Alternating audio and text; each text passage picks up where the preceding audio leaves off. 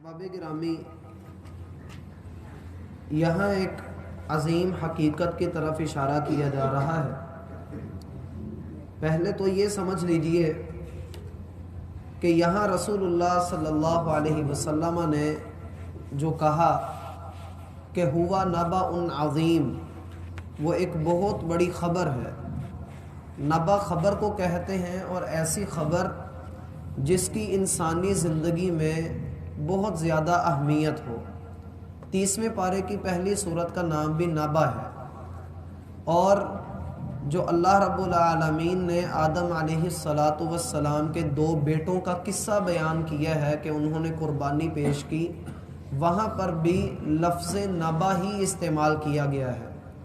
اور نبأ کا لفظ اس معنی پر بھی دلالت کرتا ہے کہ تاریخ میں کوئی ایسا کام ہوا تھا، یا تاریخ میں کوئی ایسا کام ہوا ہو جس بات کی گواہی رب ذوالجلال بھی دے رہا ہو۔ یعنی قرآن کے اندر تاریخی شہادتیں بھی موجود ہیں۔ اب 1400 سال قبل اللہ سبحانہ و تعالی نے اپنے حبیب کو یہ حکم دیا کہ آپ کہیں ہوا نبأ عظیم، وہ ایک بہت بڑی خبر ہے۔ اس کے بارے میں اہل علم کے مختلف اقوال ملتے ہیں کہ یہ کس چیز کے بارے میں کہا جا رہا ہے۔ پہلا قول یہ ہے، اگر اسی صورت کی مناسبت سے دیکھا جائے تو پہلا قول یہ ہے کہ اس میں اللہ سبحانہ و تعالی کی جو صفات ہم نے کل ملاحظہ کی تھی ان کی طرف اشارہ کر کے کہا جا رہا ہے کہ لوگوں، تم لوگوں کو جو میں نے ڈرایا ہے، جو رب کا تمہیں تعارف دیا ہے، وہ بہت بڑی خبر دی ہے۔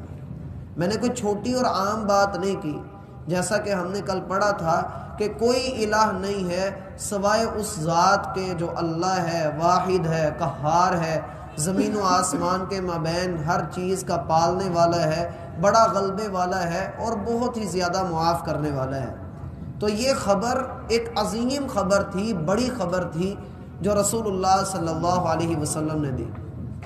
دوسرا اہل علم نے قول نقل کیا ہے کہ نبأ عظیم سے مراد یہاں پر یہ ہے کہ رسول اللہ صلی اللہ علیہ وسلم کو یہ کہا گیا کہ آپ اپنے نبی ہونے کو بیان کر دیجئے، یہ بھی ان لوگوں کے لیے بہت بڑی خبر ہوگی، جو کہ ہم نے اسی سورت کی آیت نمبر 65 کے اندر پڑھا۔ اس کا پہلا ٹکڑا دیکھیے، قل انما انا منذر، آپ کہہ دیجئے کہ میں ڈرانے والا ہوں۔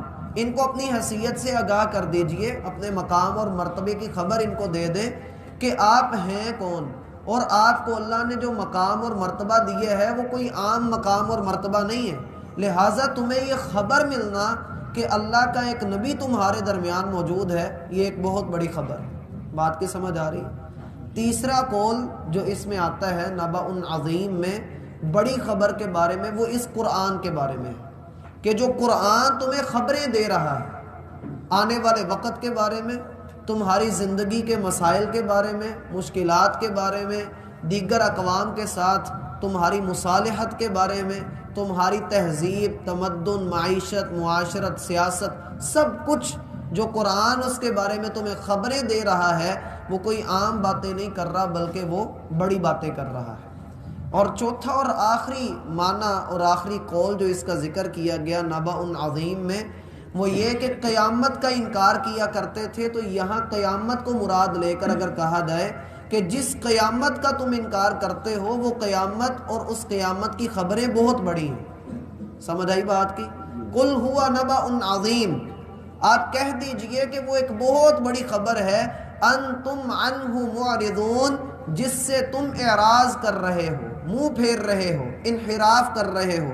کافر اللہ کا بھی انکار کرتا ہے، رسول اللہ صلی اللہ علیہ وسلم کا انکار بھی کرتا ہے، اور کافر قرآن کا انکار بھی کرتا ہے، اور کافر قیامت کا انکار بھی کرتا ہے۔ لہذا چاروں قول اپنی جگہ پر درست ہیں، چاروں معنی اپنی جگہ پر درست ہیں۔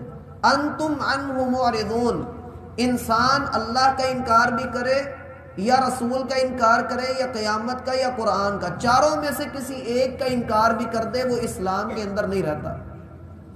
اور منہ پھیرنے سے مراد یہ بھی ہوتا ہے کہ بندہ زبانی کلامی تو اقرار کرے، ظاہری طور پر تو وہ اقرار کرتا ہوا نظر آئے، لیکن عملی اعتبار سے اسے دین کے الف بے کا بھی نہ پتہ ہو، عملی اعتبار سے اسے نماز روزے کے مسائل تک کا علم نہ ہو۔ اسی لیے اللہ رب العالمین کا فرمان ہم نے سورہ روم میں پڑھا تھا، یعلمون ظاہرا من الحیات الدنیا، دنیا کی ہر شے کا علم ان کے پاس موجود ہے، لیکن آخرت سے اکثر لوگ غافل پڑے ہوئے ہیں۔ ما کان لی من علم، اللہ کے رسول صلی اللہ علیہ وسلم مزید فرما رہے ہیں، آپ کو حکم ہوا ہے قل، آپ کہہ دیجئے ما کان لی من علم، میرے پاس کوئی خاص علم نہیں تھا۔ کانا کا جو معنی ہے یہاں پر تھا کیا جائے گا، نہیں تھا میرے پاس کوئی بھی علم بالملأ الاعلی، عظیم جماعت کے بارے میں۔ پہلے تو یہ دیکھ لیجئے کہ رسول اللہ صلی اللہ علیہ وسلم کا جو علم ہے، اللہ کے رسول صلی اللہ علیہ وسلم کا جو علم ہے وہ علم نہیں ہے جو میرے اور آپ کے پاس علم ہے، وہ علم ہے جو خصوصیت کے ساتھ اللہ کے رسول کو عطا کیا گیا ہے۔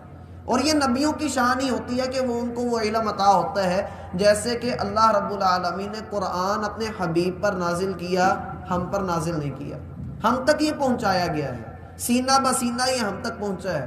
رسول اللہ صلی اللہ علیہ وسلم پر 23 سال کے عرصے میں یہ قرآن نازل ہوا، اور اس قرآن کے بالکل مثل اس کے جیسا ہی ایک دوسرا علم بھی آپ کو دیا گیا، جیسا کہ صحیح بخاری میں آتا ہے، الا وَإِنِّي أُوتِيتُ الْقُرْآنَ وَمِثْلَهُ مَعَهُ، لوگوں مجھے اللہ نے قرآن اور اس کے مثل اسی کی جیسی ایک اور چیز عطا کی ہے، اور وہ کیا چیز ہے؟ اللہ کے رسول کی حدیث، اللہ کے رسول کے فرامین۔ وہ ہمیں قرآن کی تفسیر کا جو ہے وہ عملی نمونہ نظر آتے ہیں۔ قرآن کی جتنی تفسیر ہے وہ ہم احادیث کی بنیاد پر کرتے ہیں۔ قرآن کے اندر جتنے اجمالات ہیں ان کا مفصل بیان ہمیں احادیث کے اندر ملتا ہے۔ اب یہاں پر بھی اسی چیز کی ایک بات ہے، بالملأ الاعلی۔ ملا عام طور پہ کہا جاتا ہے بھرنے کو، جب رکوع سے اٹھا جاتا ہے جسے قوما کہا جاتا ہے، جب ہم ربنا ولک الحمد کہتے ہیں، وہاں ایک دعا اللہ کے رسول صلی اللہ علیہ وسلم سے ثابت ہے، فرمایا کرتے تھے ربنا لک الحمد ملء السماوات وملء الارض وملء ما شئت من شیء بعد، اے اللہ تیرے لیے تعریف ہے، آسمان بھر دیے جائیں، زمینیں ساری بھر دی جائیں، اور جو کچھ ان کے درمیان خلا ہے وہ سارا بھر دیا جائے، اور اس کے بعد جو چیز باقی رہتی ہے جو تیرے علم میں ہے وہ بھی بھر دی جائے، اے اللہ تیرے لیے اتنی تعریف ہے۔ ملء کا معنی ہوتا ہے بھرنا۔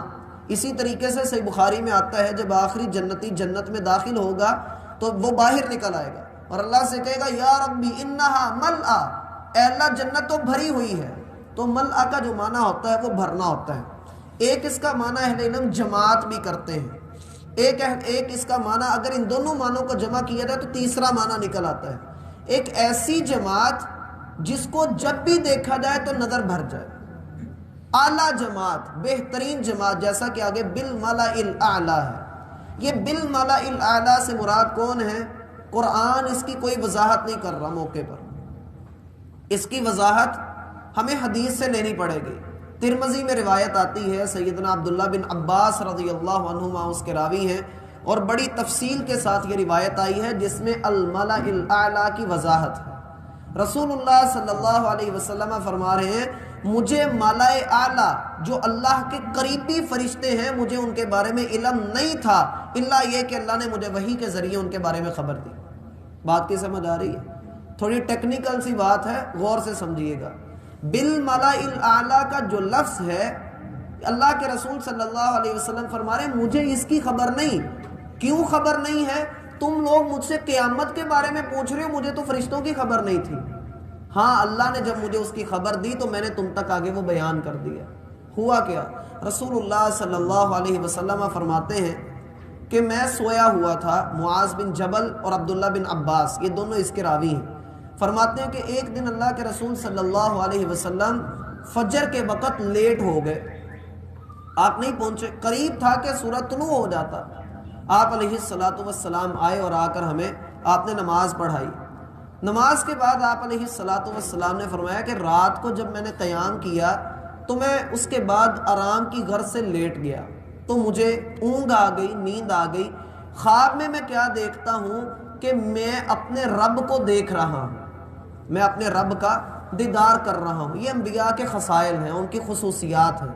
فرمایا کہ میں اپنے رب کو دیکھ رہا ہوں، وہ بڑی ہی حسین صفت پر تھا، بہترین صفت کے اوپر تھا جیسا اس کی شان کے لائق.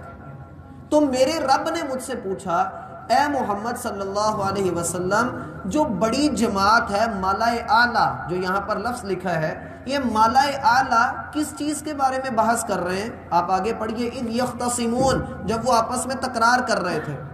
اللہ نے پوچھا اپنے حبیب سے اے محمد صلی اللہ علیہ وسلم، وہ جو فرشتوں کی جماعت ہے وہ کس چیز کے بارے میں بحث کر رہی ہے؟ تو اللہ کے رسول فرماتے ہیں میں نے کہا ہے اللہ میں نہیں جانتا. اللہ نے پھر پوچھا، میں نے پھر وہی جواب دیا کہ میں نہیں جانتا. اللہ رب العالمین نے اپنا ہاتھ میرے سینے پر رکھا. یہ حدیث کے الفاظ. اللہ سبحانہ و تعالی نے اپنا ہاتھ میرے سینے پر رکھا. فعلمت ما بین المشرق والمغرب، تو مشرق اور مغرب کے درمیان جو کچھ بھی ہے اللہ نے مجھے اس کا علم عطا کر دیا. پھر اللہ نے پوچھا بتاؤ کہ جو فرشتے بحث کر رہے ہیں وہ کس چیز کے بارے میں بحث کر رہے ہیں؟ تو میں نے کہا اے اللہ، وہ نیکیوں کے بارے میں اور گناہوں کے کفارے کے بارے میں بحث کر رہے ہیں. پوچھا وہ کیا ہے؟ اللہ کے رسول صلی اللہ علیہ وسلم نے فرمایا کہ اے اللہ، مسجد کی طرف چل کر جانا، مشقت کے دنوں میں، سردی کے دنوں میں بہترین وضو کرنا، اور ہر نماز کے بعد کچھ کلمات پڑھنا، وہ انشاءاللہ میں آپ کو بتاتا ہوں. یہ چیزیں ہیں جو بندے کی نیکیوں میں اضافے کا سبب بنتی ہیں اور گناہوں سے کفارے کا سبب بنتی ہیں. تو اللہ سبحانہ و تعالی نے فرمایا کہ اے محمد صلی اللہ علیہ وسلم، جو بندہ اس پر قائم رہے گا وہ خیر پر زندہ رہے گا اور خیر پر ہی اس کی وفات ہوگی. پھر رسول اللہ صلی اللہ علیہ وسلم کو کہا اے محمد صلی اللہ علیہ وسلم، آپ مجھ سے کیا مانگتے ہیں؟ تو اللہ کے رسول صلی اللہ علیہ وسلم نے ہر نماز کے بعد پھر یہ دعا اپنی امت کو بھی سکھائی، اور اس وقت خواب میں بھی اللہ رب العالمین کو یہ پڑھ کر سنائی. وہ دعا یہ تھی اللہم انی اسألک فعل الخیرات، اے اللہ میں تجھ سے نیکیوں کا سوال کرتا ہوں، نیکی کے کام میں کرنے کا سوال کرتا ہوں. وترک المنکرات، اور برائیوں کو چھوڑنے کا سوال کرتا ہوں. وحب المساکین، اور مسکینوں سے محبت کا سوال کرتا ہوں. وَإِذَا أَرَدْتَ بِعِبَادِكَ فِتْنَةً فَاقْبِضْنِي إِلَيْكَ غَيْرَ مَفْتُونٍ، اے اللہ جب تو اپنے بندوں کو کسی آزمائش میں مبتلا کرنے کا ارادہ کرے تو اے اللہ مجھے بغیر اس آزمائش میں ڈالے اپنے پاس بلا لینا. وَأَسْأَلُكَ حُبَّكَ وَحُبَّ مَن يُحِبُّكَ، اے اللہ میں تجھ سے تیری محبت کا سوال کرتا ہوں اور اس بندے کی محبت مانگتا ہوں جس سے تو محبت کرتا ہے. وَحُبَّ مَن يُحِبُّكَ والعمل الذي يبلغني الى حبك، اور ایسے عمل کا بھی سوال کرتا ہوں جو مجھے تیری محبت تک پہنچا دے. اللہ کے رسول صلی اللہ علیہ وسلم ہر نماز کے بعد یہ دعا کیا کرتے تھے. صحابہ کرام کو اللہ کے رسول صلی اللہ علیہ وسلم نے بھی یہ دعا سکھا دی. ایک تو اس کی تفسیر یہ ہے جو اہل علم نے کی، اور صحیح حدیث کے ساتھ یہ پتہ بھی لگتا ہے کہ اللہ کے رسول صلی اللہ علیہ وسلم نے یہ بات بیان کر دی کہ فرشتے اس بات کے بارے میں بحث کر رہے تھے. سمجھ آگئی بھائی اس حدیث کی کہ گناہوں کا کفارہ کیا ہوتا ہے اور نیکی کے کام کیا ہوتے ہیں؟ فرشتے اس بارے میں بحث کر رہے تھے. اور یہ فرشتے عام فرشتے نہیں، اونچے لیول کے فرشتے ہیں.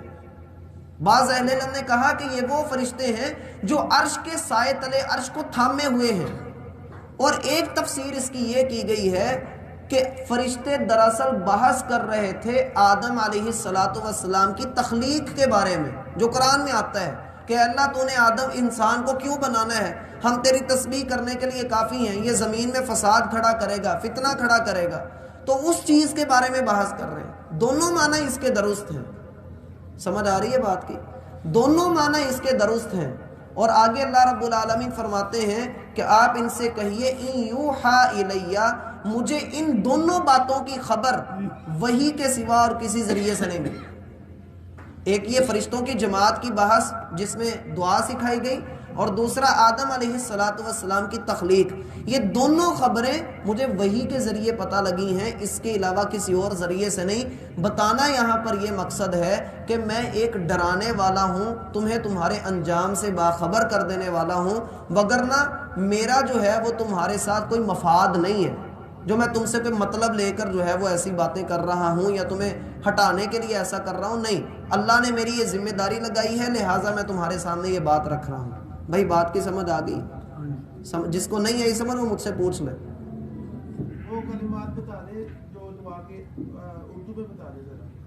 اے اللہ میں تجھ سے نیک کام کرنے کا سوال کرتا ہوں, برائیوں کو چھوڑنے کا سوال کرتا ہوں, مساکین سے محبت کا سوال کرتا ہوں, اور جب تو اپنے بندوں سے آزمائش کا ارادہ کرے تو اے اللہ مجھے اس آزمائش میں مبتلا کیے بغیر اپنے پاس بلا لینا, اور میں تجھ سے تیری محبت کا سوال کرتا ہوں اور اس بندے کی محبت کا سوال کرتا ہوں جس سے تو محبت کرتا ہے. وَحُبَّ مَن يُحِبُّكَ, اور اس کا ایک معنی اہل علم نے یہ بھی کیا کہ اے اللہ میں اس بندے سے بھی محبت کا سوال کرتا ہوں کہ جو تجھ سے محبت کرتا ہے, اور ایک معنی اس کا یہ کہ اللہ تو جس سے محبت کرتا ہے میں بھی. معنی دونوں قریب قریب کے ہیں, بس ترتیب بدلی گئی.